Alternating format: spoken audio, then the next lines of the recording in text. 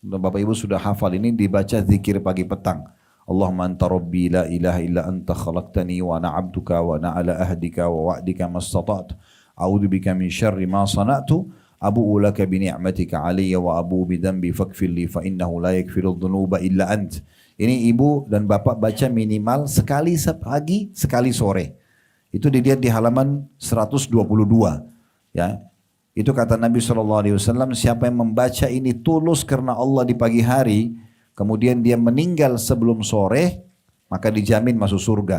Siapa yang membaca satu kali sore hari, dia meninggal sebelum pagi hari, dijamin masuk ke dalam surga.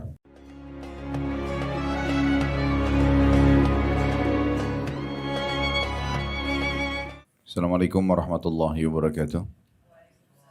Alhamdulillah, selalu saja lisan kita sebagai seorang muslim memuji dan memuja Allah subhanahu wa ta'ala. Satu-satunya zat yang kita yakini sebagai pencipta, pemilik, penguasa seluruh alam semesta ini, terjangkau atau tidak terjangkau oleh mata kita. Dan kita sebagai seorang muslim hidup di atas kalimat La ilaha illallah, la ma'buda bihaqqin illallah. Tidak ada Tuhan, tidak ada pencipta, tidak ada pemilik, tidak ada penguasa yang menggantikan siang dan malam, menghidupkan dan mematikan, dan mengatur seluruh roda kehidupan ini kecuali Allah. Dan Allah menggantungkan semua nikmatnya yang dia berikan kepada kita agar roda kehidupan di muka bumi ini bisa berjalan, dari makanan, minuman, pakaian, pendapatan, atau apa saja yang kita butuhkan, serta puncaknya dibalas nanti di surga di akhirat dengan dua kata atau dua kalimat, atau satu kalimat tapi terdiri dari dua kata, itu Alhamdulillah. Maka jadilah orang yang selalu membasahi lidah dan bibirnya dengan kalimat ini. Selanjutnya kita panjatkan salam hormat kita kepada utusan Allah Nabi besar Muhammad sallallahu alaihi wa alihi wasallam, sebagaimana Allah telah perintahkan kita untuk mengucapkan salam hormat tersebut, dan tentu sebagai balas jasa 23 tahun dari masa hidup beliau dihabiskan untuk agama ini, 13 tahun fase Mekah dan 10 tahun fase Madinah, sehingga sampailah kepada kita panduan hidup yang kita bisa jadikan sebagai pegangan, yaitu agama Islam. Seperti biasa, ibu-ibu sekalian, kita akan lanjutkan bedah buku kita, amalan-amalan yang menyebabkan tertolaknya azab Allah Ta'ala, yang ditulis oleh Syekh Abdul Aziz Al-Musyaiqi.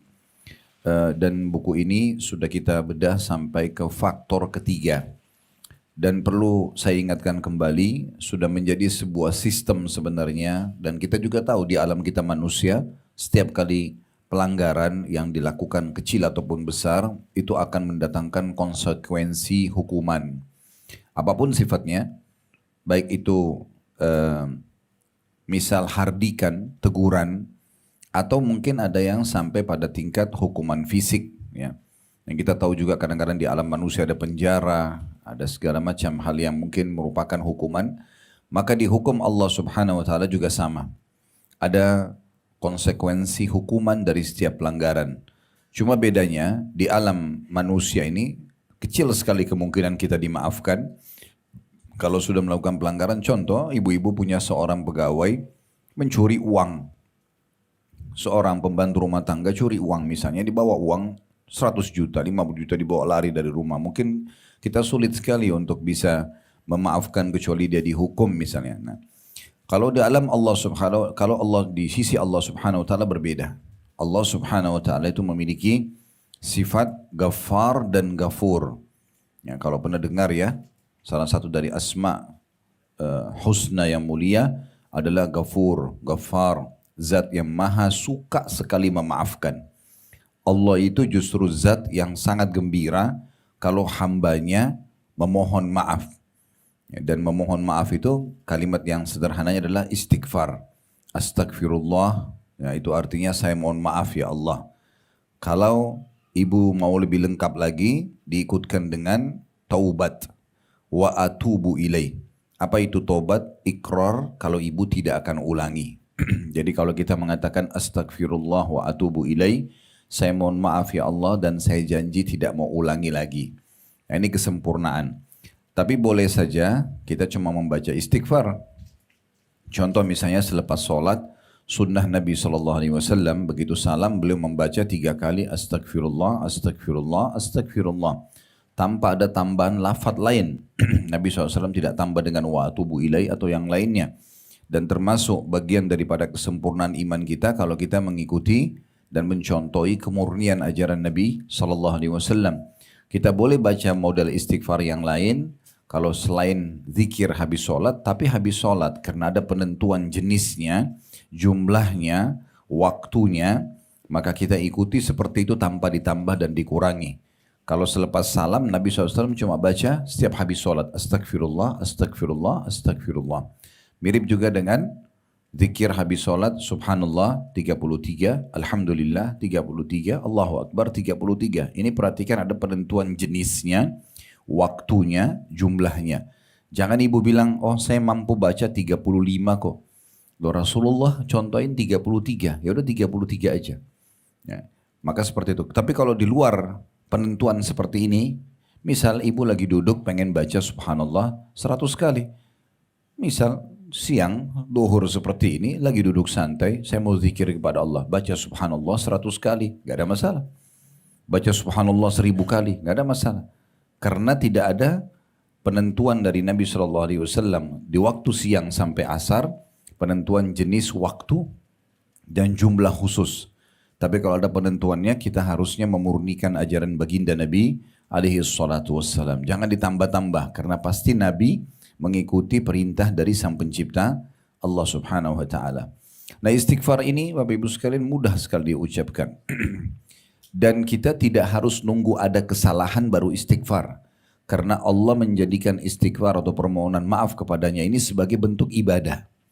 Jadi biar kita lagi tidak buat salah, tapi kita mengatakan astagfirullah, astagfirullah misalnya, atau ditambah dengan astagfirullah wa atubu ilai, tetap dicatat pahala di sisi Allah Subhanahu wa taala walaupun kita sedang tidak ada pelanggaran agama.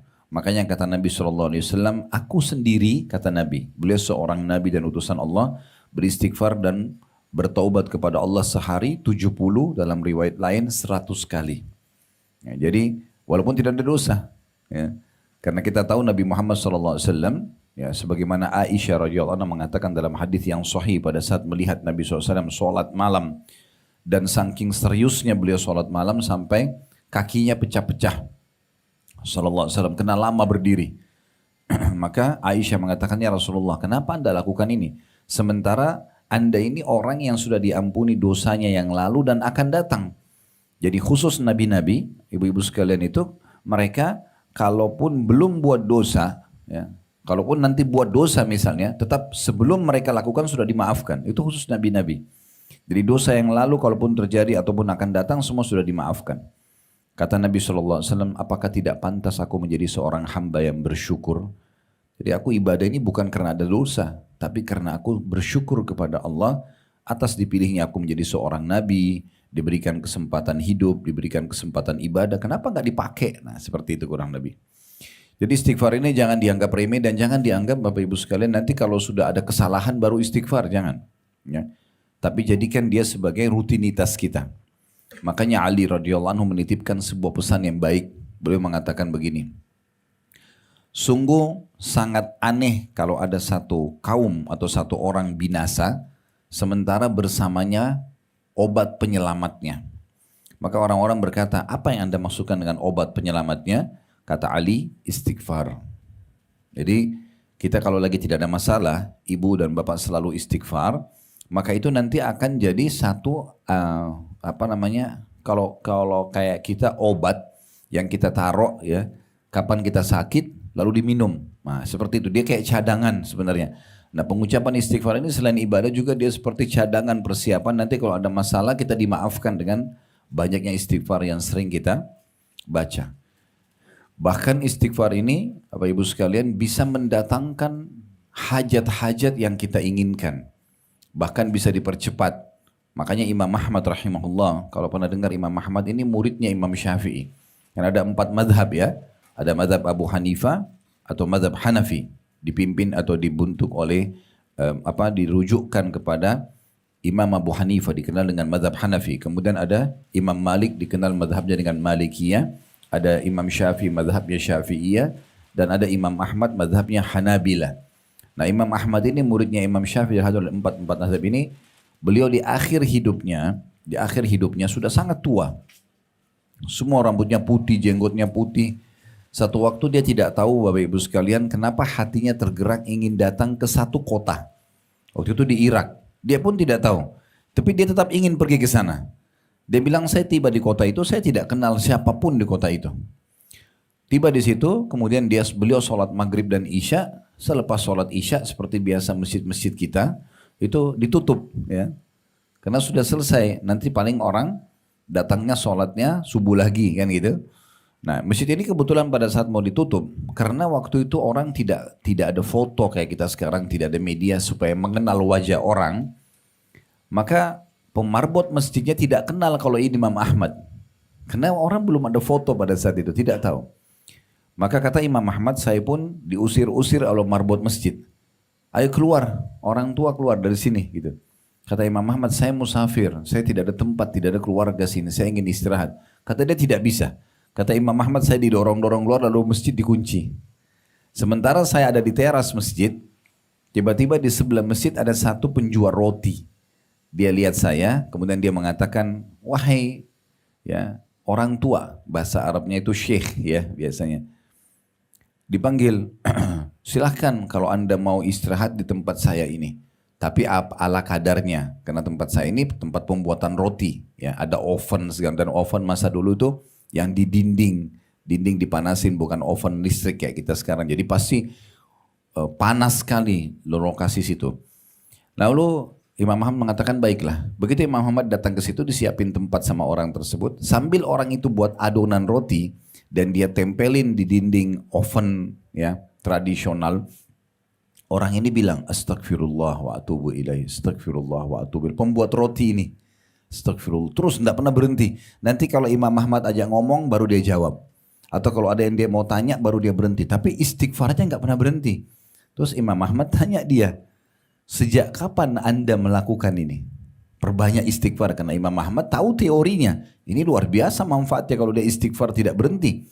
Jadi bukan pada saat tadi saya bilang ada orang kan nanti kalau buat dosa baru astagfirullah. Nanti kalau dia rasa ada halangan dalam hidupnya baru astagfirullah. Enggak, ini orang pokoknya lagi buat adonan astagfirullah waktu tidak pernah berhenti lisannya. Kata Imam Ahmad, sudah berapa lama anda lakukan ini? Kata penjual roti tersebut, sudah lama sekali. Dari dulu saya masih muda gitu. Orang ini juga kebetulan sudah sangat tua. Maka kata Imam Ahmad, apa yang anda dapatkan dari istighfar ini? Kata penjual roti itu, tidak ada sesuatu yang saya minta kecuali Allah kasih. Apa saja saya bilang ya Allah, langsung Allah kasih. Kecuali satu, ada satu yang belum Allah kasih. Kata Imam Ahmad, apa itu? Saya minta agar Allah pertemukan saya sama Imam Ahmad. Kata tukang roti ini, Imam Ahmad tadi yang lagi tidur langsung duduk. Dia mengatakan Allahu Akbar, Allah Maha Besar. Apa itu permintaanmu? Dia bilang iya. Kata Imam Ahmad, sungguh Allah telah mengabulkan doamu melalui istighfar. Aku adalah Ahmad bin Hanbal, maksudnya beliau imamnya. Allah datangkan saya ke kota kamu ini tanpa saya tahu kenapa saya harus ke sini. Saya seperti diseret untuk datang ke kota ini. Saya diusir-usir oleh marbot masjid dan akhirnya didatangkan di tempat rotimu ini karena istighfarmu. Jadi bagaimana luar biasanya efek daripada istighfar. Bukan hanya sekedar memaafkan kesalahan, tapi dia bisa menjadi sebuah cadangan buat kita, seperti tadi saya bilang, seperti obat di saat kita sakit tiba-tiba dia bisa dipakai. Ya. Kemudian juga dicatat sebagai pahala sendiri di sisi Allah SWT karena istighfar, sama dengan zikir-zikir lain. Ya, walaupun dia fungsi utamanya membersihkan dosa, tapi tanpa dosa pun dia dicatat sebagai pahala. Plus lagi tadi yang keempat, bisa memenuhi hajat-hajat kita. Ya. Nanti akan ditambah dengan beberapa poin yang lain. Tadi saya sudah sampaikan kepada Sahibul Bait, kita ada buku yang saya rekomendasikan. Ya, buku ini Keajaiban Sedekah dan Istighfar. Ini nanti kita baca sebagiannya. Ya, sebentar nanti setelah kita baca buku utama kita kan ini ya. Nanti kita setelah baca buku ini kita akan lengkapkan dengan beberapa informasi dalam buku yang ini. Saran saya buku ini dimiliki. Dan kalau bisa ada Allah beri rezeki beli banyak. Ini bukan buku saya, bukan saya penulisnya, bukan penerbit saya juga. Cuma saya setelah baca buku ini sangat luar biasa. Setengahnya bicara tentang keajaiban sedekah, bagaimana membuat kita tidak ragu lagi dalam bersedekah, tidak khawatir miskin, dan berapa banyak permasalahan yang bisa kita dapatkan bisa diselesaikan permasalahan tersebut dan bisa dipenuhi hajat kita dengan sedekah dan juga istighfar itu sendiri.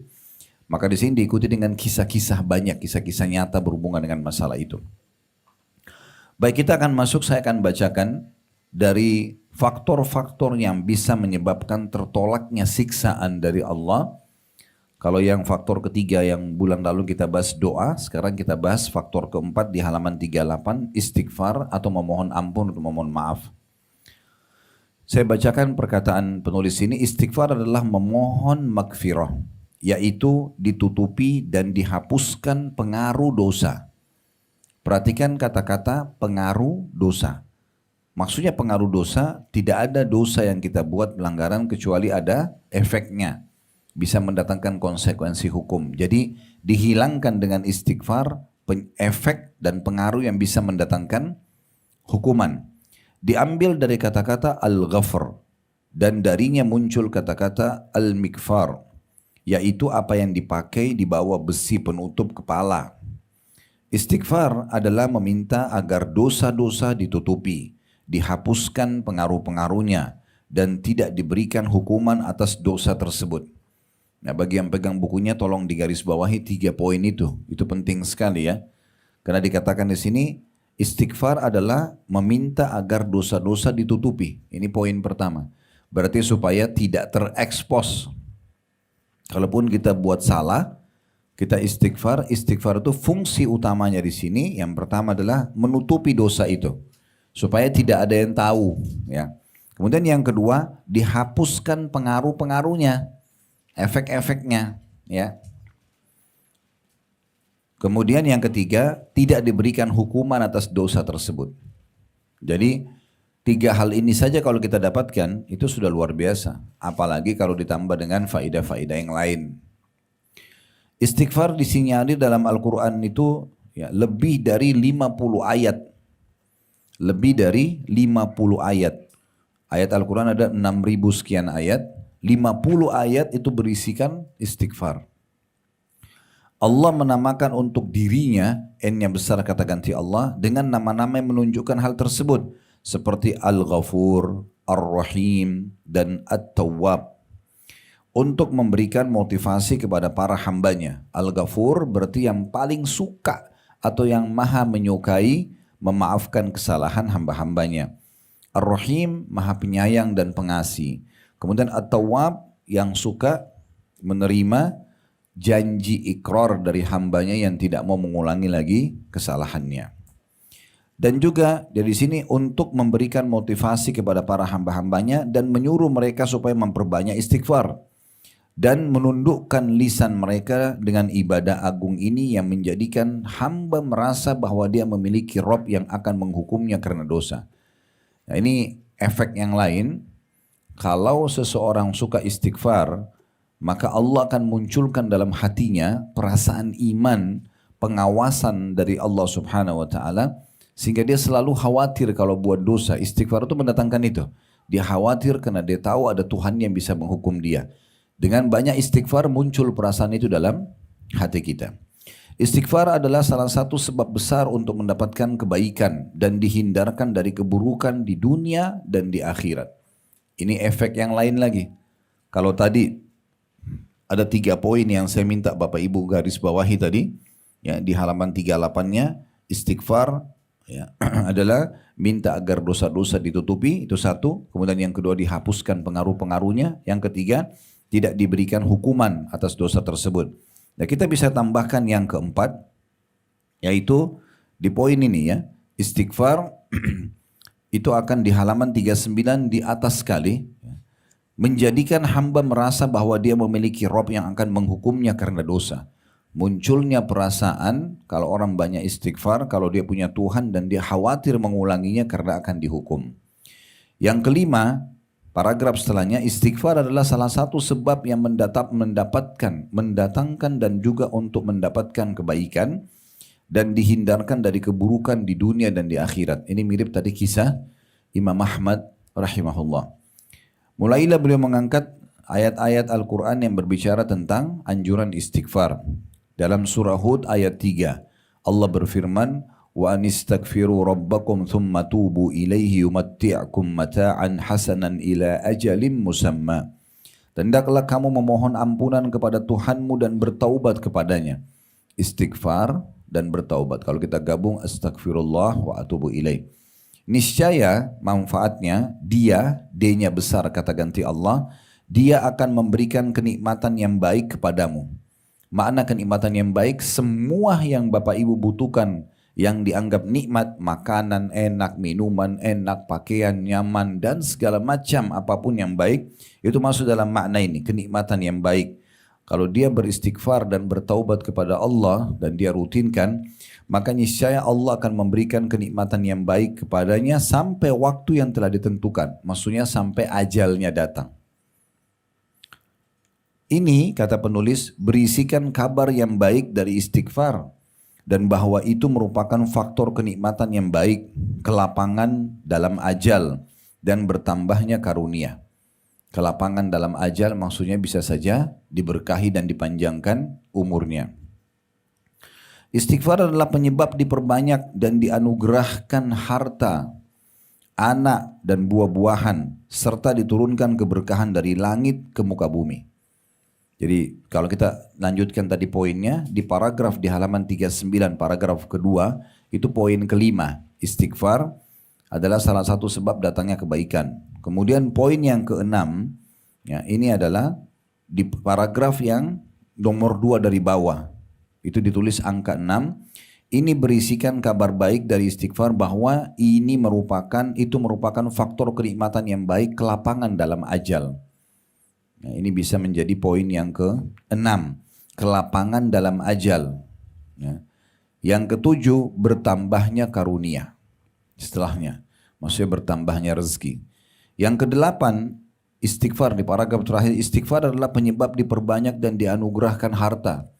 Yang mau hartanya lebih banyak melimpah, anak-anaknya juga bakti sama dia, atau yang belum dikaruniai anak, mandul misalnya, perbanyak istighfar, itu solusinya.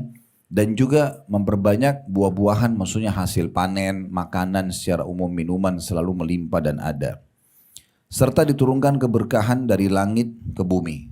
Berarti ini banyak sekali poinnya. Ya. Istighfar adalah penyebab diperbanyakkan harta, itu poin ke-7. Poin yang ke-8 diperbanyak anak. Poin ke-9 diperbanyak buah-buahan. Poin ke-10 bisa mendapatkan keberkahan dari langit ke bumi. Bisa ditangkap ini ya yang saya sampaikan? Oke. Allah berfirman dalam surah Nuh ayat 10 sampai ayat 12 yang menjelaskan kepada kita istighfar itu akan memperbanyak harta, memperbanyak keturunan dan juga memperbanyak buah-buahan ya atau makanan dan minuman atau kebutuhan kita terpenuhi. Dalam surah Nuh surah ayat 10 sampai ayat 12 di sini cuma disebutkan, tidak disebutkan urutan surahnya. فَقُلْتُ اسْتَغْفِرُوا رَبَّكُمْ إِنَّهُ كَانَ غَفَّارًا يُرْسِلِ السَّمَاءَ عَلَيْكُمْ مِدْرَارًا وَيُمْدِدْكُمْ بِأَمْوَالٍ وَبَنِينَ وَيَجْعَلْ لَكُمْ جَنَّاتٍ وَيَجْعَلْ لَكُمْ أَنْهَارًا. Maka aku berkata kepada mereka, mohonlah ampunan kepada Tuhanmu. Sesungguhnya dia, ini Nabi Nuh bilang sama kaumnya ya, kan ini surah Nuh. Nabi Nuh bilang sama kaumnya, mohonlah ampun kepada Tuhan kalian. Sungguh dengan istighfar atau mohon ampun itu dia Allah Maha Pengampun. Niscaya dia akan menurunkan hujan yang lebat dari langit kepadamu. Maksudnya turun hujan ini tidak ada kemarau, maka jadi subur. Ya. Dan dia memperbanyak harta dan anak-anakmu. Dan mengadakan kebun-kebun untukmu. Dan mengadakan sungai-sungai untukmu. Jadi surah Nuh ini menjelaskan tentang masalah itu. Ada sedikit saya tambahkan kisah di sini. Kalau pernah dengar nama Al-Hasan Basri rahimahullah, seorang ulama tabi'in. Beliau pernah kedatangan Bapak Ibu sekalian 3 orang. Yang satu mengatakan begini, wahai imam, kalau imam kita sekarang ini kiai ya, ustadz. Wahai imam, saya sudah lama menikah, tidak punya anak. Sudah berobat sana sini, sudah 10 tahun lebih menikah, gak punya anak. Maka apa yang harus saya lakukan? Saya sudah ikhtiar, sudah ke tabib sana, tabib sini, minum obat ini, obat itu. Kata Hasan Basri, perbanyak istighfar. Bukan istighfar, perbanyak. Tidak berhenti lisanmu mengucapkan itu. Orang itu pulang. Datang orang kedua mengatakan, wahai imam, saya sudah lama kena penyakit. Gak sembuh-sembuh. Sudah berobat sana sini nggak sembuh-sembuh. Apa saran Anda? Kata Hasan Basri, perbanyak istighfar. Yang ketiga datang mengatakan, saya sudah lama bekerja, tapi nggak pernah kaya-kaya seperti si Fulan. Ditunjuk ada satu orang kaya di kotanya dia. Maka kata Hasan Basri, perbanyak istighfar. Waktu ketika orang ini pulang, orang-orang di sekitar Hasan Basri nanya, kenapa Anda cuma menyuruh mereka beristighfar? Mungkin mereka butuh tabib, mereka butuh obat, mereka butuh modal, apalah itu. Kata Hasan Basri, bacalah firman Allah Subhanahu wa taala, lalu beliau membaca surah Nuh ayat 10 sampai ayat 12 ini. Karena Allah sendiri sudah berfirman, ya. Nabi Nuh mengatakan, mohon ampunlah kepada Tuhanmu, sungguh dia-nya besar kata ganti Allah, dia maha pengampun, niscaya dia dengan istighfarmu itu menurunkan hujan yang lebat dari langit kepadamu. Di sini bukan badai ya, hujan lebat maksudnya hujan yang tidak berhenti sehingga selalu subur, ya. Dan dia juga memperbanyak harta dan anak-anakmu, dan mengadakan kebun-kebun untukmu, dan mengadakan sungai-sungai untukmu. Jadi terjawablah tadi orang yang sudah lama kerja tidak bisa kaya-kaya dengan diperbanyak harta. Orang yang sudah lama menikah, mandul nggak punya anak, bisa punya anak. Orang yang sudah lama kena penyakit nggak sembuh-sembuh. Nah ini semua dijawab di sini. Kata penulis, jadi di antara faedah istighfar adalah diperolehnya ampunan, diturunkannya hujan, ditambah harta dan anak-anak, diberi keberkahan pada buah-buahan dan bahan makanan. Demikian pula istighfar adalah faktor bertambahnya kekuatan. Nah ini tambahan lagi poinnya. Ya, kalau tadi sudah sampai poin ke-9 atau ke-10, ini bisa kita tambahkan poin selanjutnya, yaitu ditambahkan kekuatan fisik. Seringnya Bapak Ibu mengucapkan istighfar, sadar atau tidak sadar, fisik kita bisa jauh lebih kuat. Allah Subhanahu wa taala telah mengekalkan dalam firman-Nya tentang kisah Nabi Daud bersama kaumnya dalam surah Hud ayat 52, ya. Bunyinya di halaman 41 paling atas sebelah kanan, ya. Wa ya qaumi istaghfiru rabbakum thumma tubu ilaihi yursilis samaa 'alaikum midraran wa yazidkum quwwatan ila quwwatikum wa la tatawallaw mujrimin. Dan Hud berkata,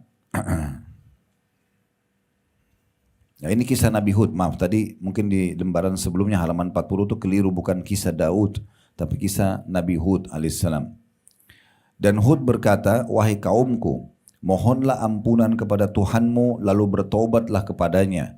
Astagfirullah wa atubu ilaih. Apa yang didapatkan? Niscaya dia-nya besar kata ganti Allah, menurunkan hujan yang sangat deras. Dia akan menambahkan kekuatan di atas kekuatanmu. Dan janganlah kamu berpaling menjadi orang-orang yang berdosa. Di sini maknanya kekuatan di atas kekuatanmu, salah satu maknanya adalah kekuatanmu tidak akan punah sampai ajalmu datang. Jadi mulai dari muda sampai tua, powernya, kekuatannya sama. Nah gitu. Dan ini salah satu kelebihan daripada istighfar. Kata penulis, sebagaimana istighfar juga menambah berkenaan dengan urusan dunia.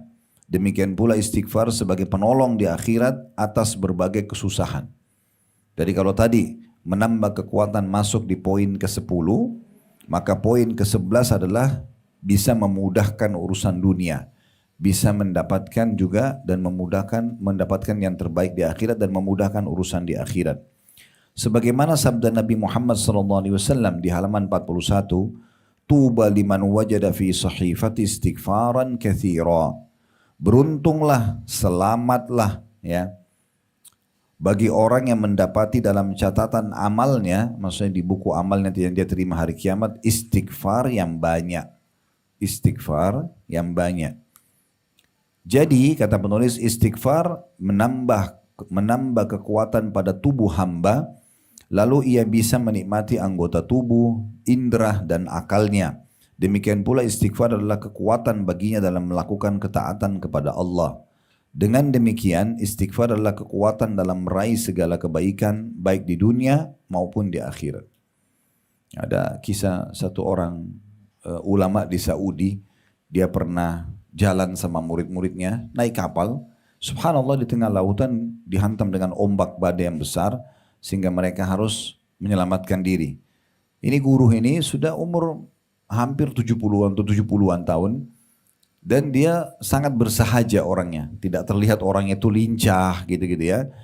Tapi subhanallah begitu ada badai, dia bisa membantu semua muridnya untuk menyeberangkan mereka dari kapal itu ke pulau terdekat dan menyelamatkan barang-barang penting mereka. Bolak-balik, ini kan butuh energi yang luar biasa. Maka setelah semua murid-muridnya selamat, mereka tanya, Masya Allah, Syekh ini kayak guru ya. Apa ini, kekuatan dari mana ini? Luar biasa. Maksudnya kami nggak sangka Anda di umur 70 tahun bisa menyelamatkan kami semua seperti ini, ya membawa barang-barang. Lalu kata beliau, saya tidak pernah menggunakan anggota tubuh saya ini dalam berdosa kepada Allah. Dan artinya dia selalu menggunakan di atas ketaatan dan juga menggunakan istighfarnya ya, sebagai cadangan. Kalaupun sampai ada kesalahan, maka Allah berikan kekuatan secara fisik. Kemudian dikatakan demikian pula, meninggalkan istighfar dan meremehkannya adalah faktor turunnya azab dari Allah pada negeri dan para hamba. Kalau ada satu orang, individual atau keluarga atau komunitas masyarakat yang tidak beristighfar, maka itu berarti sangat dekat dengan siksa Allah Subhanahu wa taala. Sebagaimana Allah mengatakan dalam surah Al-Anfal ayat 33, "Wa ma kana Allahu liyu'adzibahum wa anta fihim wa ma kana Allahu mu'adzibahum wa hum yastaghfirun." Yang artinya, tetapi Allah tidak akan menghukum mereka selama engkau Muhammad berada di antara mereka. Ayat ini turun kepada orang-orang kafir Quraisy, Bapak Ibu sekalian. Karena mereka sembah berhala, mereka makan bangkai, dan segala macam pelanggaran agama mereka lakukan. Tapi ada di antara mereka bahkan yang menantang, mengatakan, "Hai Muhammad, datangkan saja siksa Allah kepada kami." Maka Allah turunkan firman-Nya ini, sungguhnya Allah tidak akan menghukum mereka selama kau ada di tengah-tengah mereka, hai Muhammad. Jadi kalau di tengah-tengah kita ada Nabi Muhammad, gak mungkin datang hukuman Allah. Ya. Kemudian Allah juga tidak akan menghukum mereka sedang mereka masih memohon ampun. Sedang mereka masih memohon ampun. Berarti istighfar kalau diucapkan maka sudah cukup untuk bisa menjadi tameng terhadap datangnya hukuman Allah Subhanahu wa taala. Ini bisa dijadikan sebagai tambahan poin mungkin yang ke-12 ya. Dengan demikian istighfar adalah pengaman bagi penduduk bumi dari turunnya azab. Sebagaimana Nabi SAW adalah pengaman bagi mereka. Jadi Allah telah memberikan kepada umat ini dua pengaman. Yang pertama memberikan kepada mereka pengaman yang telah berlalu, yaitu keberadaan Nabi SAW di tengah mereka. Jadi Nabi SAW semasa hidup itu muslimin aman di sana. Ya. Kemudian yang kedua pengaman yang tetap ada hingga akhir masa nanti, yaitu istighfar. Jadi jangan dianggap remeh. Ini ternyata pengamanan yang luar biasa buat diri kita, buat keluarga kita, buat lingkungan kita, buat negara kita. Ini istighfar luar biasa. Allah Subhanahu wa taala berfirman dalam surah An-Naml ayat 46, "Laula tastaghfirunallaha la'allakum turhamun." Mengapa kamu tidak beristighfar atau memohon ampun kepada Allah agar kamu mendapat rahmat? Ini bisa menjadi poin ke-12, ternyata bisa mendatangkan rahmat, karunia, melimpahnya ya rezeki. Jadi istighfar kata beliau adalah faktor untuk mendapatkan rahmat. Ini tambahan lagi yang lain. Barang siapa yang dirahmati Allah maka dia tidak akan membinasakannya. Maksudnya Allah tidak akan pernah menghukumnya. Terdapat anjuran untuk beristighfar sesuai tiap-tiap ibadah berupa sholat, puasa, haji, dan semua peribadatan yang dilakukan untuk mendekatkan diri kepada Rabb-Nya, guna menambal kekurangan yang mungkin terdapat pada amalan-amalan tersebut. Dia berfirman atau Allah berfirman menuturkan tentang Ibrahim dan putranya Ismail alaihi wassalatu wassalam. وَإِذْ يَرْفَعُ إِبْرَاهِيمُ الْقَوَاعِدَ مِنَ الْبَيْتِ وَإِسْمَاعِيلُ رَبَّنَا تَقَبَّلْ مِنَّا إِنَّكَ أَنْتَ السَّمِيعُ الْعَلِيمُ رَبَّنَا وَاجْعَلْنَا مُسْلِمَيْنِ لَكَ وَمِنْ ذُرِّيَّتِنَا أُمَّةً مُسْلِمَةً لَكَ وَأَرِنَا مَنَاسِكَنَا وَتُبْ عَلَيْنَا إِنَّكَ أَنْتَ التَّوَّابُ الرَّحِيمُ.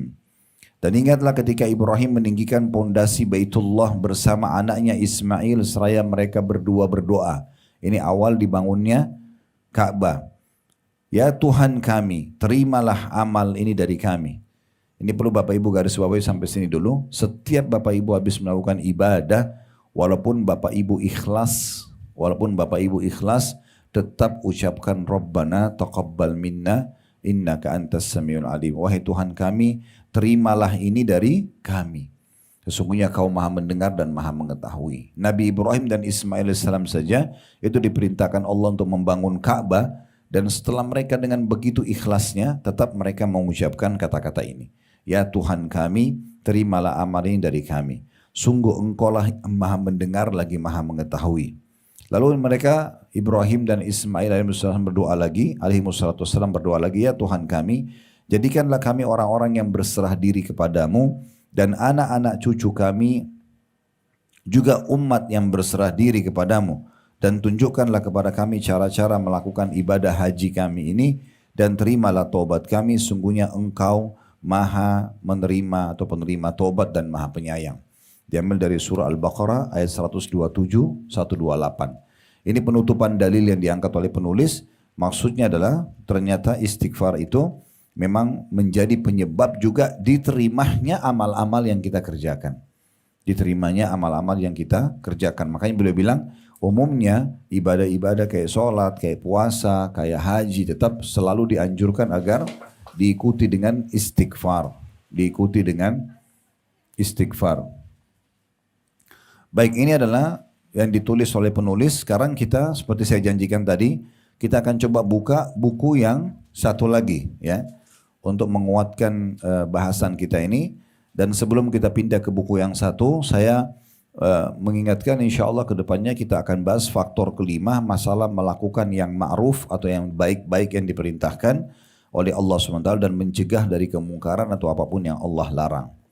Baik, buku ini yang sekarang kita mau buka, yang keajaiban sedekah dan istighfar, itu terbagi menjadi dua ya. Setengahnya tadi saya bilang itu adalah sedekah, dan setengahnya lagi itu adalah istighfar. Nah, istighfar ini dimulai Bapak Ibu sekalian di halaman 71 ke atas itu ya. Sebelumnya itu semua tentang sedekah. Baik, tentu tidak semua buku ini kita baca. Saya akan coba ambil poin-poin yang terpenting. Nanti Bapak Ibu bisa baca di rumah ya tentang masalah istighfar ini. Ya, kita mulai di halaman 88. 88. Di buku yang kedua ya, buku yang ini. Sudah lihat di halaman 88, di situ ada perkataan salaf tentang istighfar. Udah ya? Baik. Saya bacakan di halaman 88, Abu Musa radhiyallahu anhu, sahabat Nabi ini namanya Abu Musa al-Asy'ari radhiyallahu anhu, beliau mengatakan, dahulu kita memiliki dua pelindung dari azab, dari siksa.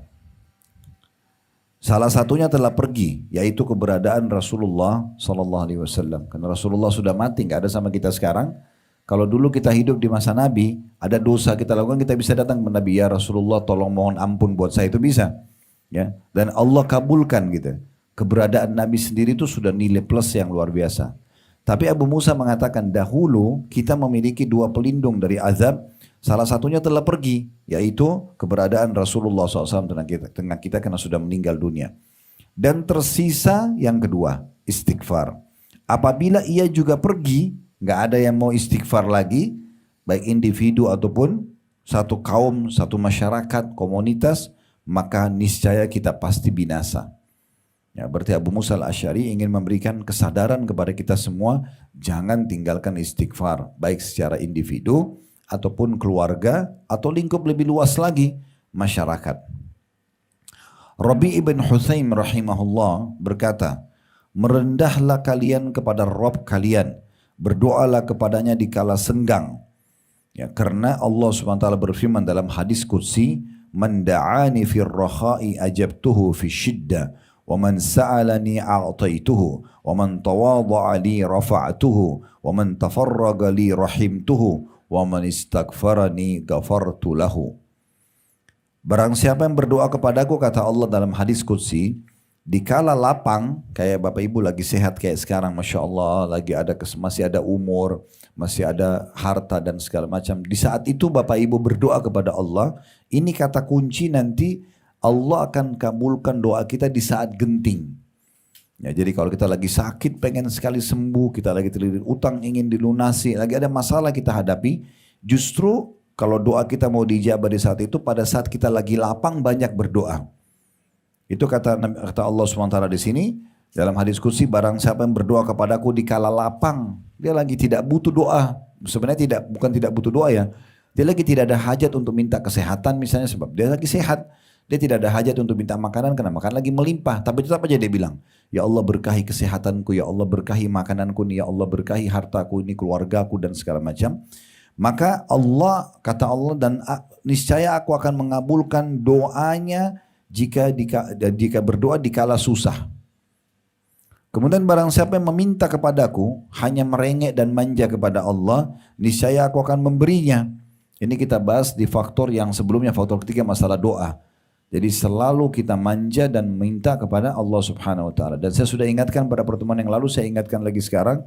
Bapak Ibu berdoa minta agar nikmat Allah dipertahankan. Misalnya lagi sehat, minta agar sehat dipertahankan. Lagi kaya, minta dipertahankan kekayaan. Itu lebih afdal daripada musibah sedang datang lalu kita minta dihilangkan dari atau dikeluarkan dari musibah itu. Jadi kalau sakit berdoa, ya Allah sembuhin saya. Itu boleh. Tetapi lebih afdal waktu lagi sehat Bapak Ibu bilang, ya Allah pertahankan kesehatan. Itu lebih baik, lebih besar pahalanya. Saya ulangi lagi, kata Allah SWT, barang siapa yang meminta kepadaku, niscaya aku akan memberinya. Barang siapa yang merendahkan diri kepadaku, Allah kasih dia kelebihan fisik, paras wajah, jabatan, harta, tapi nggak pernah dipakai sombong. Merendah karena Allah. Justru dia berbaur dengan orang, justru dia berbagi, justru dia dermawan, justru dia ramah, justru dia santun.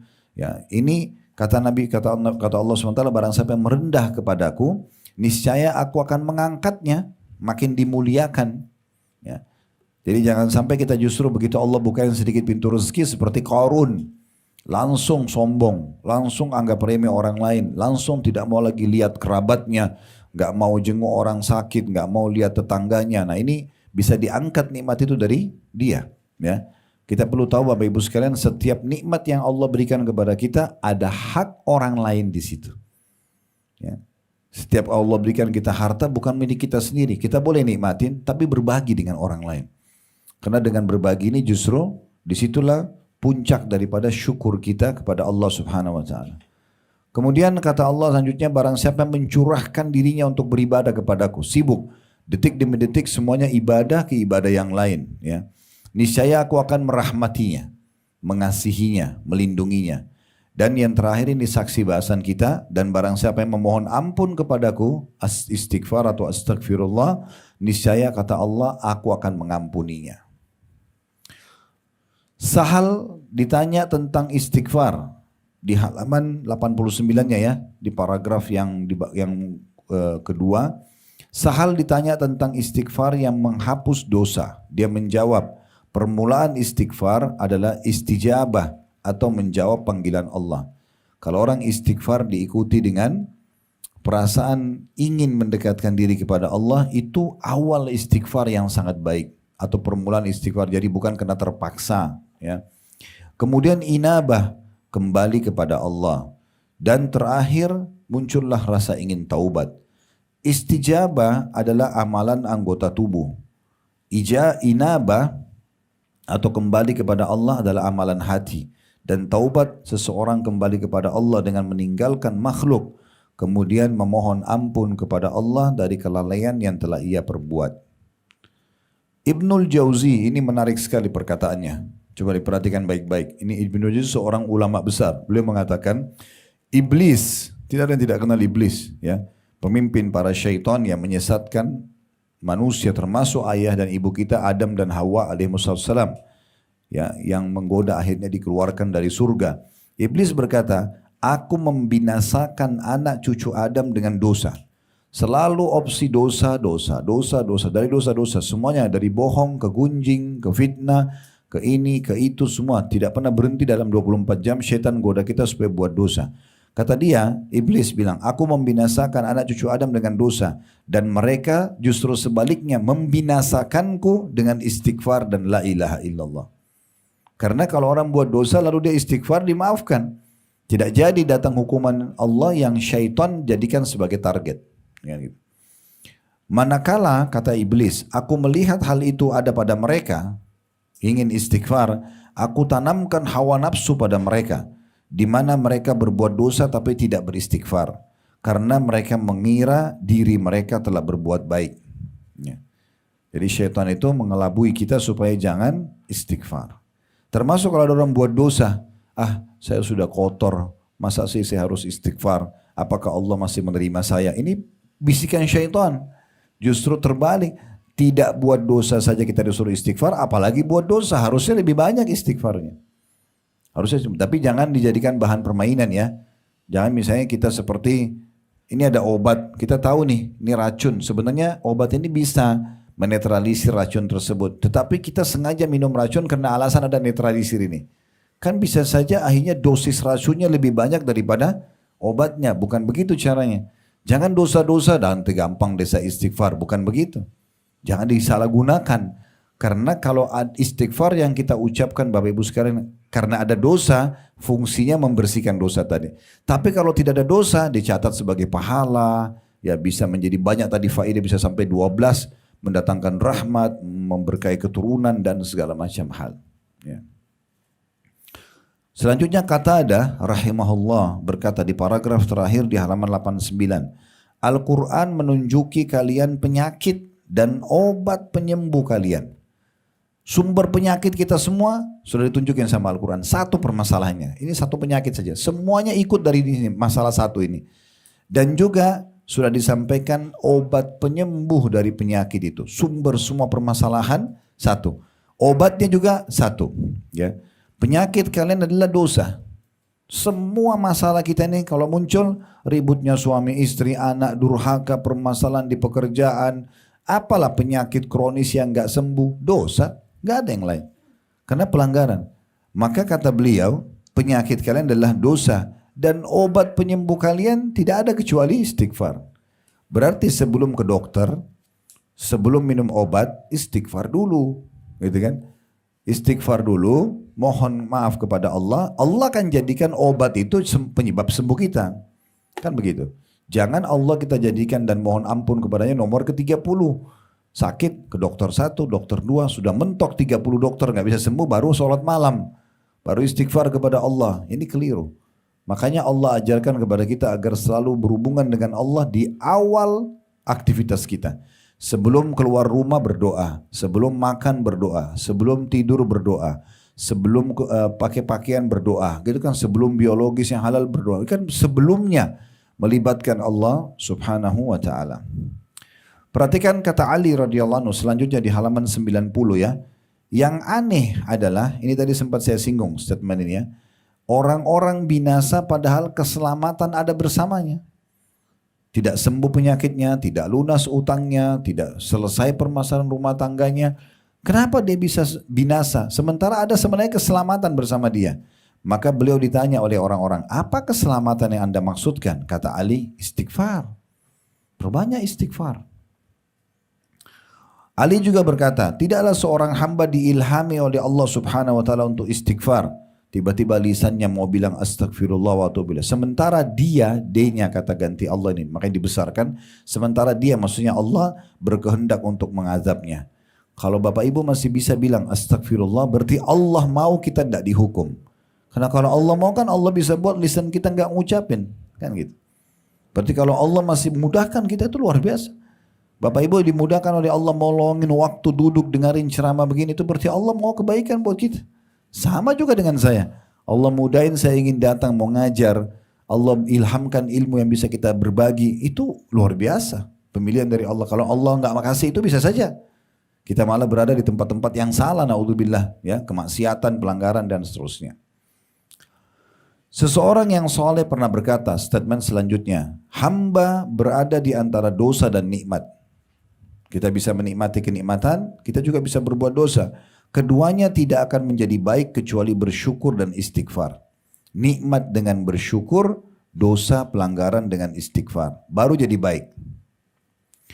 Diriwayatkan dari Luqman alaihi salatu wassalam, Luqman al-Hakim, seorang Nabi Allah dan Allah namakan dalam Al-Quran surah Luqman, ya, bahwa dia berwasiat kepada putranya, wahai anakku, ya, saya ingin tanya sebelum saya baca ini, Bapak Ibu kalau dibilang, Bapak Ibu ada waktu mustajab, ya, diterimanya doa, misalnya antara azan iqamah, pas lagi azan misalnya saya bilang, Bapak Ibu ini waktu mustajab doa, Kira-kira Bapak Ibu akan minta apa sama Allah? Hajat ya, hajat kan? Misalnya kita bilang, ya Allah penuhi, ya limpahkan rezeki saya, ya Allah panjangkan umur saya. Misalnya kita minta gitu ya. Tapi Luqman Hakim beda. Alaihissalam. Perhatikan apa wasiat kepada anaknya. Dia bilang, wahai anakku, Allah memiliki beberapa waktu, tidak ditolak orang yang meminta pada waktu itu. Maka beliau tidak bilang, minta hajat-hajatmu, perbanyak istighfar. Di waktu mustajab doa saja, gunakan untuk istighfar. Karena orang kalau dimaafkan oleh Allah, berarti secara otomatis semua fasilitasnya akan dikasih setelah itu. Seperti sudah ada pemutihan, nah sekarang setelah itu silakan dikasih kesehatan, dikasih segala macam dengan istighfar. Jadi istighfar luar biasa. Ini wasiat seorang nabi kepada anaknya. Justru waktu mustajab, gunakan istighfar kepada Allah. Aisyah berkata radhiyallahu anha, tuba bagi yang mendapatkan banyak istighfar dalam buku catatan amal. Tuba artinya keberuntungan atau bisa juga bermakna istanah di surga. Bagi orang yang memperbanyak istighfar. Abu An Minhal, ini salah satu ulama juga berkata, rahimahullah, tidaklah seorang hamba didampingi dalam kuburnya. Kita semua akan meninggal. Nanti akan dikafani masuk kuburan dan semua orang yang mencintai kita juga akan meninggalkan kita. Tidak ada orang yang mencintai kita akan tidur bersama kita di liang lahat, nggak ada. Ibu juga kalau cinta banget sama anaknya misalnya, nggak mungkin ibu nginap di kuburan setelah anak meninggal, nggak mungkin. Pasti akan pulang, itu sudah menjadi peraturan Allah Subhanahu Wa Taala. Paling lama setengah jam, 1 jam di kuburan, besok pulang. Sedih iya, tapi nginap di kuburan nggak bakalan. Ya, mustahil itu. Maka Abu Minhal mengatakan tidaklah seseorang itu didampingi dalam kuburnya oleh pendamping yang lebih dicintai daripada istighfar. Karena nanti amal soleh akan mendampingi kita di kuburan. Kata Nabi SAW, kalau anak Adam meninggal akan ikut 3 ke kuburannya. Keluarganya, hartanya, dan amalnya. Serta akan pulang 2. Keluarganya akan pulang, hartanya akan pulang. Ya. Anak-anak pasangan hidup kita akan beraktivitas seperti biasa setelah kita meninggal. Kemudian harta kita akan dibagi warisan, mobil, rumah, tanah dan segala macam. Tinggal bersama kita amal saja. Dan ini nanti kata Nabi SAW dalam hadis Bukhari Muslim akan berwujud seperti makhluk yang sangat indah kalau itu amal saleh. Ya, tampan, bersih, berwarna putih, bercahaya, wangi. Ya, sampai si mayit akan berkata di kuburannya, siapa kamu ini sungguh sempurna ciptaan Allah pada dirimu. Maka dia akan berkata, saya amal solemi akan menemani kau sampai hari kiamat. Nah kata Abu Minhal, yang paling orang sukai nanti dari amal soleh itu istighfarnya. Yang berwujud di kuburan. Ya. Sebaliknya kalau orang itu kafir, munafik, musyrik, banyak dosa tidak taubat kepada Allah, akan datang dalam bentuk wujud makhluk yang mengerikan. Ya, menakutkan wajahnya, badannya busuk. Sampai mayit ini akan mengatakan, siapa kamu ini sungguh buruk ciptaan Allah pada dirimu. Maka dia mengatakan, saya dosamu yang akan menemani kau sampai hari kiamat. Oleh karena itu Abu Minhal memberikan kepada kita solusi yang paling baik. Perbanyak istighfar, karena semua orang yang mati itu nanti akan sangat senang sekali. Dia akan sangat bangga dan senang di saat dia melihat istighfar yang menemani dia di kuburannya. Selanjutnya statement yang di bawah, di halaman 90 yang paling terakhir di halaman 90 tapi masih ada di sebelah halaman 91 ya. Al-Hasan Basri rahimahullah berkata, perbanyaklah istighfar di rumah-rumah kalian, di meja-meja makan kalian, di jalan-jalan kalian, di pasar-pasar kalian, dan di majlis-majlis kalian, karena kalian tidak tahu kapan ampunan akan turun. Jadi jangan cukupkan, oh saya sudah istighfar tadi 100 kali sambil jalan misalnya, enggak.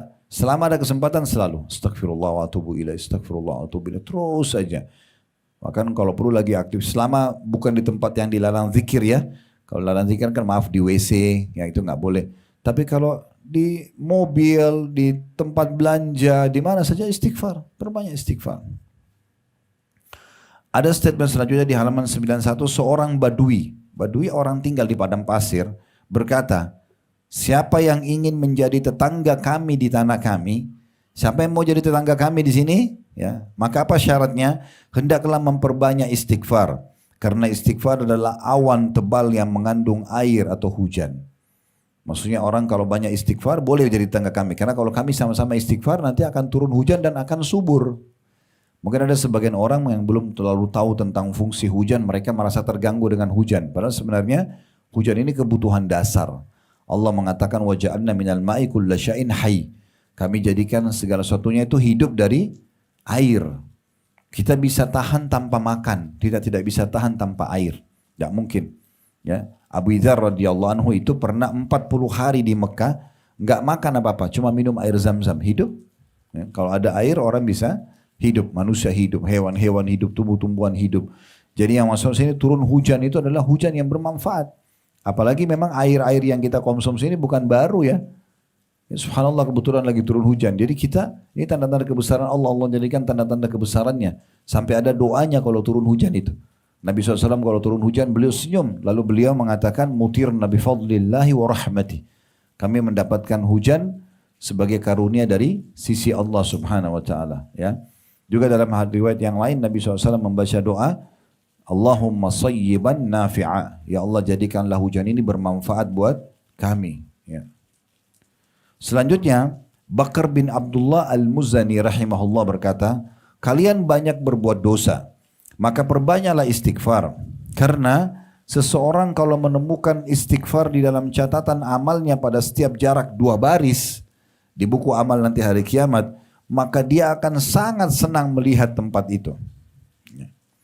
Terakhir Ibnu Taimiyah berkata rahimahullah, statement terakhir para salaf di sini, pikiranku kadang-kadang terpaku pada sebuah masalah yang sulit bagiku. Ibnu Taimiyah ini ulama besar. Beliau mengatakan, pernah kadang-kadang ada satu masalah tidak bisa terpecahkan di pikiranku. Lalu aku beristighfar kepada Allah 1000 kali. Astagfirullah, astagfirullah. Terus 1000 kali beliau mengatakan, sampai dadaku dilapangkan dan masalah yang sulit terpecahkan. Aku kadang berada di pasar, masjid, atau sekolah.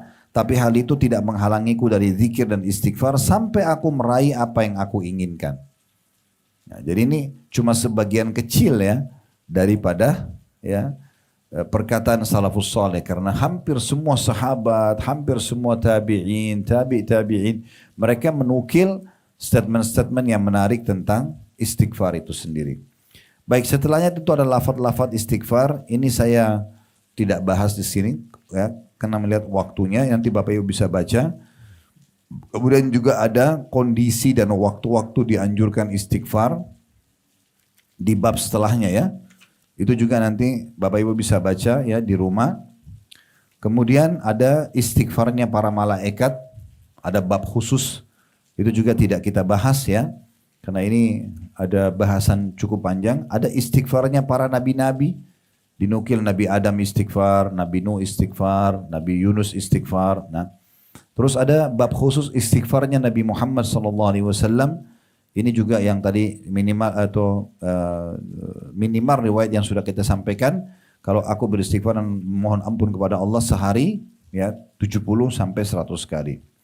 Nah sekarang kita mau masuk ke manifestasi dan buah istighfar. Ini yang kita bahas ya.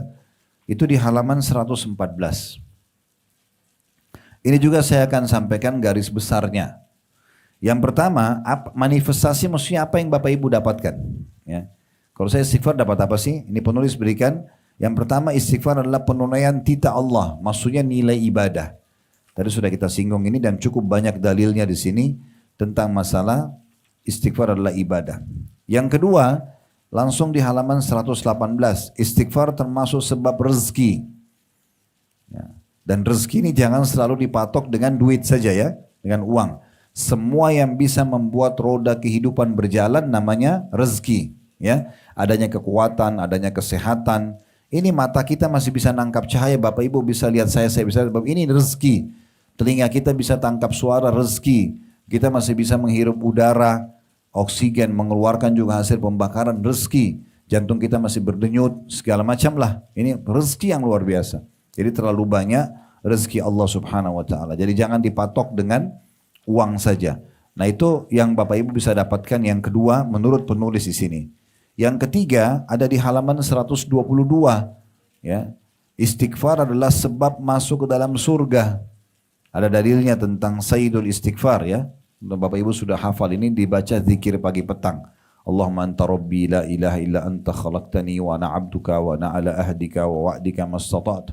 A'udzu bika min syarri ma sana'tu. abu'u laka bi ni'matika 'alayya wa abu'u bi dhanbi faghfir li fa innahu la yaghfiru dhunuba illa ant. Ini ibu dan bapak baca minimal sekali pagi, sekali sore. Itu dilihat di halaman 122. Ya, itu kata Nabi SAW, siapa yang membaca ini tulus karena Allah di pagi hari, kemudian dia meninggal sebelum sore, maka dijamin masuk surga. Siapa yang membaca satu kali sore hari, dia meninggal sebelum pagi hari, dijamin masuk ke dalam surga. Itu satu kali aja dibaca. Yang keempat, di halaman 123, istighfar adalah sebab dihapuskannya dosa-dosa. Jadi ini yang tadi menjadi penyebab daripada datangnya hukuman-hukuman. Kemudian selanjutnya, yang kelima ada di halaman 129, istighfar mencegah hukuman dan azab sebelum keduanya terjadi. Ini yang termasuk di judul buku kita yang awal tadi ya, sebab-sebab ditolaknya siksaan Allah. Dan di sini disebutkan tentang masalah kita selamat dari siksa. Yang keenam, di halaman 130, istighfar adalah sebab diangkatnya derajat seseorang setelah meninggal. Nah ini tadi karena belum disinggung, kita bisa lihat di halaman 130 dalilnya adalah hadis Nabi SAW, Inna Allah Azza wa Jalla yarfa'u darajata lil abdi salih fil jannah, fayaqulu ya Rabbi anna li hadi, fayaqulu bistighfari waladika lak. Sesungguhnya Allah Azza wa Jalla mengangkat derajat seorang hamba yang saleh di surga sehingga dia bertanya. Nanti kita diangkat derajat di surga sangat tinggi. Kita sendiri taunya tidak pernah beramal bisa sampai ke derajat itu. Maka ahli surga itu bertanya, wahai Rabbku, wahai penciptaku, kepada Allah, dari mana nikmat ini bisa aku terima? Maka Allah mengatakan istighfar anakmu untukmu. Istighfar anakmu untukmu. Jadi kita mengajarkan kepada anak kita doa Rabbi ghfirli wali walidayya warhamhuma kama rabbayani shaghira, ini luar biasa. Selalu suruh baca mereka itu. Karena kita hidup ataupun kita meninggal berarti dia memohon ampun buat kita. Ini bisa mengangkat derajat yang sangat tinggi.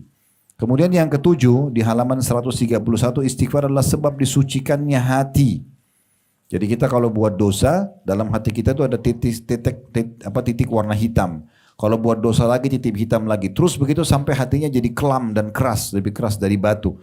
Ini biar nanti lihat gempa bumi, biar ada orang naik mobil sama temannya tabrakan, temannya mati, dia nggak tersentuh karena hatinya sudah keras. Nah hati itu bisa lunak dengan amal-amal saleh. Kalau kita buat amal soleh, kata Nabi SAW, dititikkan cahaya putih. Kalau buat amal soleh lagi cahaya putih, sampai hatinya menjadi terang benderang. Bahkan bisa menerangi orang lain. Nah itu, di sini dikatakan poin ketujuh manifestasi istighfar, bisa tersucikan hati kita. Sehingga tidak ada lagi, ya, atau jadi lunak hati kita sehingga mudah tersentuh. Yang kedelapan, istighfar adalah sebab memperoleh anak. Ini tadi sudah kita singgung di buku yang satunya ya. Yang kesembilan di halaman 133, istighfar adalah sebab menikmati kesehatan dan kekuatan. Ini juga sudah kita jelaskan tadi tentang kekuatan yang bisa kita dapatkan ya dengan istighfar. Nah ini menurut penulis ya. Kemudian di sini karena mayoritas yang hadir ibu-ibu, perhatikan penulis menghususkan satu bab buat ibu. Di situ di halaman 136, kabar gembira bagi para wanita. Apa itu? Kita baca hadisnya supaya tahu. Dari Ibnu Umar radhiyallahu anhu, dari Nabi SAW, beliau bersabda, ya ma'syaran nisa, tasaddaqna wa akthirna minal istighfar, fa inni ra'aitukunna akthara ahlin nar. Faqalat imra'atun minhunna, ma lana an akthara ahlin nar. Qalat tuksirna al-la'nata wa takfurna al-ashir. Ma ra'aitu min naqisati aqlin wa dinin aglaba lidhi lubbin minkunna. Qalat ma nuqsanul aqli wad din. Qala syahadatu imra'ataini ta'dilu syahadata rajul wa tamkuthul ayyama la tusalli. Hai para wanita, kata Nabi SAW, bersedekahlah dan perbanyaklah istighfar. Disuruh ibu-ibu juga punya program khusus untuk sedekah dan memohon ampun. Karena sesungguhnya aku diperlihatkan kalian mayoritas penghuni neraka. Maksudnya para wanita. Seorang wanita bertanya, apa sebabnya kami para wanita menjadi mayoritas penghuni neraka? Kata Nabi SAW, karena kalian para wanita banyak melaknat, mencaci maki, mendoakan keburukan, ya, dan juga suka mendurhakai suami. Ya.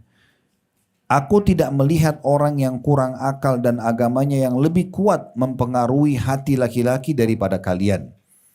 Dia lalu orang itu berkata lagi, apa maksud lemah akal dan agama itu ya Rasulullah?